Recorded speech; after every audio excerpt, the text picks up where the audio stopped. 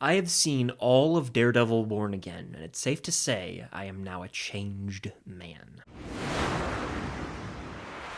What's going on, guys? I'm Chris, and welcome back to another video. So today I've got my review of Daredevil Born Again Season 1. The first 2 episodes are now streaming on Disney+. I actually had the opportunity to watch the entire first season early, so I will be giving you my thoughts on the whole season, all 9 episodes. Now, I won't be getting into spoiler territory. No spoilers here, you don't need to worry about that. This is just my honest take on the first season of Daredevil Born Again. Before I get into this though, be sure to hit that like button, comment down below your thoughts on the first 2 episodes or your thoughts on the whole season if you're watching this video and the whole thing's out. Of course, subscribe and hit that notification bell and be on the lookout for more videos coming very soon. But I want to give you some background on my relationship with Daredevil before I get into this. As you know, Daredevil was a 3-season show on Netflix back in the day, and I didn't watch it when it initially came out. I actually hopped on the Daredevil train in 2021 around the time of No Way Home, so I watched all 3 seasons, and then I watched the first 2 seasons of The Punisher. There are only 2 seasons of that show, and I love the character Matt Murdock. I honestly really fell in love with Frank Castle and his Punisher show. The two have such a great chemistry and work off each other really well, and I just was so invested in both shows, especially Daredevil. The 3-season run is some of, if not the best, comic book television we've gotten, period. In terms of consistency, writing, all that, it is elite stuff. Then obviously got canceled. This character, Daredevil, played by Charlie Cox, made returns in like She-Hulk, briefly in Echo, obviously appeared in No Way Home in a crowd-pleasing moment, but Daredevil Born Again's really his return. This is essentially a new season of that Netflix show, a continuation of it, and did it deliver? Hell yes it did. I'm gonna say it. I loved this thing. I'm gonna start by going through the positives, and frankly, almost this entire video is going to be positives because there's just an abundance of them. The opening 15 minutes of the first episode of this season floored me. Genuinely shocked. I didn't even have like a response. I was just like, whoa, I went into shutdown mode almost, in a good way. Like right out of the gate, this show commits to the violence and the brutality, and it doesn't hold back. And that was a big fear of mine, and I think a lot of us were like, skeptical, oh, Daredevil, but on Disney Plus. Is it going to be a watered-down version of the character? Absolutely not. This is Matt Murdock / Daredevil, just like he was in that Netflix show, and man, did they nail it. Like, they're holding nothing back here. From the jump, there's genuine shock value, and some serious risks are taken. Like, it might not land for everybody. It worked for me, but they really don't hold back in terms of trying something new, switching it up, and maybe subverting audience expectations very early on. So just be ready. That's all I'm going to say. Without a doubt, though, one of the most fascinating elements of this new iteration of Daredevil to me, this new show, were the parallels between the character Matt Murdock and Wilson Fisk. Obviously, they have a long history together, dating back to season 1 of that Netflix show, but the two characters in this season specifically are sort of trying to play different versions of themselves. They're almost running from who they really are deep down inside, and I really enjoyed the parallels between those characters. Like, there would be an opening of an episode where we would see Wilson Fisk doing something and then Matt doing something, and we would be cutting back and forth between the two, and the editing would utilize match cuts, really emphasizing the parallels between these two characters and how, you know, Matt Murdock, Daredevil, is supposed to be viewed as the hero, Wilson Fisk, Kingpin, is supposed to be viewed as the villain. Well, they're a lot more similar than they would ever admit or like to let on, and that's what makes for such a great dynamic between hero and villain in Kingpin and Daredevil. Reminds me a lot of like the Batman-Joker dynamic. And visually, there's some beautiful imagery on display that really hits home on the similarities between Wilson Fisk and Matt Murdock. Even the lighting, specifically, I'm thinking of a moment near the end of episode 1 was like chill-inducing for me. I was like, damn, they're cooking right now. There's a lot of visual storytelling going on that actually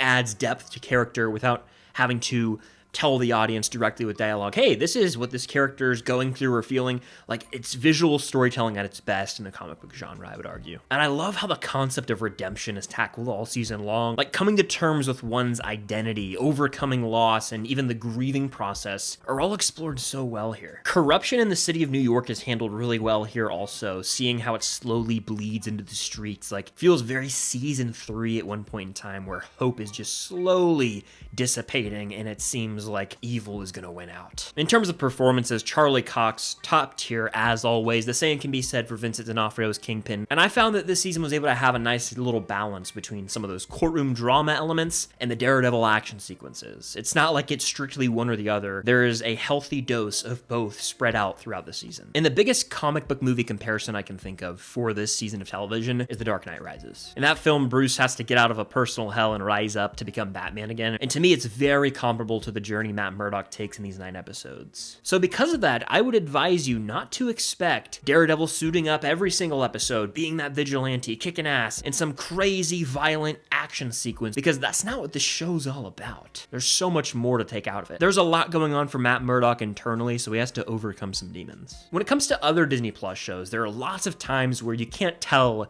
if a season is like its own little miniseries or if it's trying to set up a multi-season run. And with Daredevil Born Again, it's very evident by the end, hey, this is a season 1 and maybe just the start of something special on Disney Plus. We're already getting season 2, that's confirmed. Set to come out in 2026, and I believe they could keep going with this thing after this first season and the way they built the world. It's impressive because, yes, this is like the next season of the original Netflix show, but it's still able to stand on its own. So yeah, it does feel like a continuation at times, but it's also able to have its own identity. In a sense, it is the beginning of this new version of Daredevil, but he still retains so many traits and characteristics from the Matt Murdock Daredevil we know in the 3-season Netflix run. And to me, Daredevil Born Again is a prime example of a show that you need to fully withhold your judgment on until you've seen all 9 episodes and watched the finale, because it wonderfully brings this season to a close, and I just was floored watching that last episode. It answers questions, it also provides clarity for ongoing subplots during the season, and it sets up the future of this show for tons of success while still delivering, like I said, one of the most satisfying finales in recent memory. So watching this show weekly, I will advise you, have patience, because everything will matter in the end. Everything will be important. And honestly, I find it best to refrain from fully judging a show until the season's up anyway. Like, I can have suspicions or, my certain feelings on a batch of episodes if they drop, 3 episodes to start, like, say, Invincible Season 3.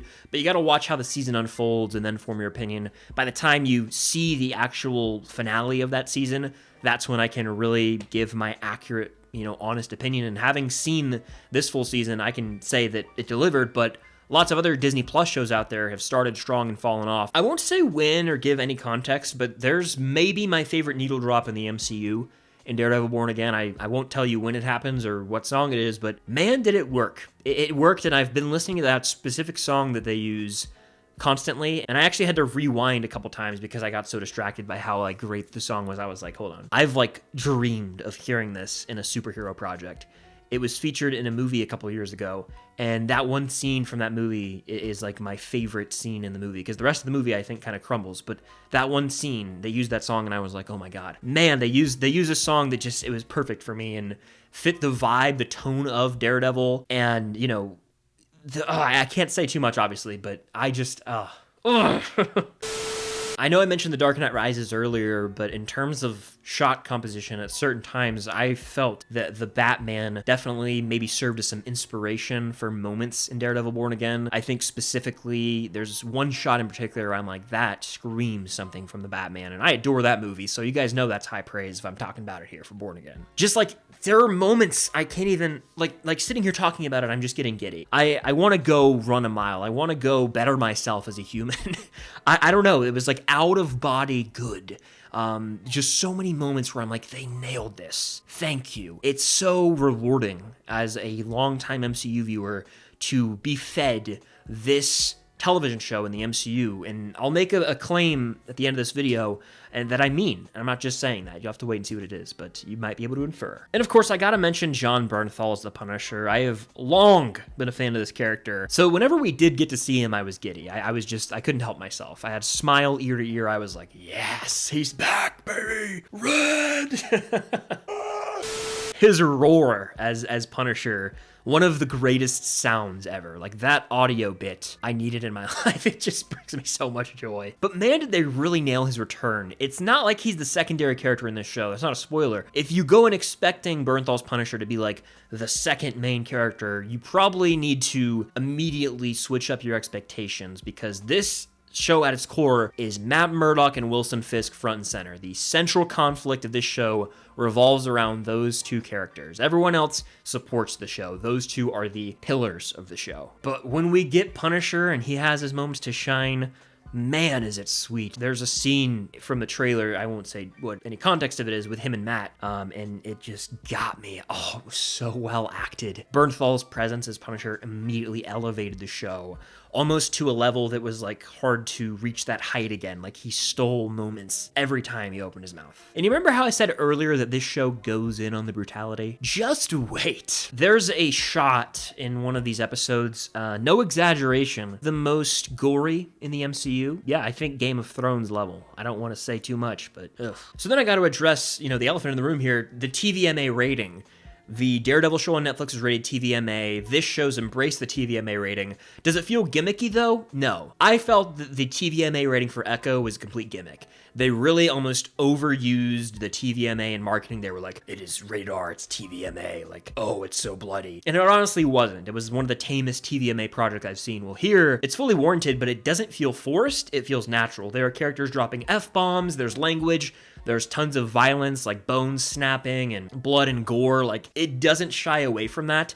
It embraces the darkness and tonally feels very similar to the original Daredevil show. So it's not like, oh, it's a watered down, soft version of Daredevil. Absolutely not. By the end of this season, you'll see what I mean. It full sends on all of that stuff. But maybe the biggest praise I can give Daredevil Born Again is that they crushed it with the character Daredevil. It's Daredevil Born Again. It's his show. So go in expecting the majority of the scenes to revolve around Matt Murdock. You won't be disappointed. But when it comes to his character, they handled these themes of redemption and morality so well. Like, they were able to maintain the gruesome nature of the Netflix show and somehow fit this project into the MCU with like subtle nods to other existing MCU entities, characters, locations, things like that. So it felt a part of the Marvel Cinematic Universe without compromising what the show is at its core. If you can't tell by now at this point in the review, I don't know how long this thing's going to be, it's safe to say I adore Daredevil Born Again. But if I had to get extra nitpicky with it, which anyone can do for any given project,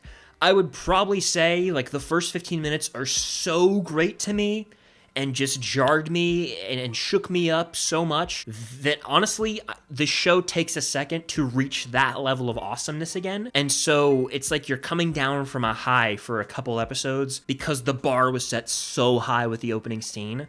But if that's a complaint, then that shows how great the show really is. I think my biggest worry with Born Again is actually the release model. Obviously, I had the honor and the privilege of watching this entire season early, and I'm very grateful that I had that opportunity. However, watching this week to week, I feel like it could stir up some impatience for folks, specifically those expecting nonstop action, okay? Because this show, again, like I said, balances courtroom drama, serious character moments, and like dialogue-driven scenes with the fights. But to me, I've always said, like, the lawyer Matt Murdock scenes are like action scenes to me.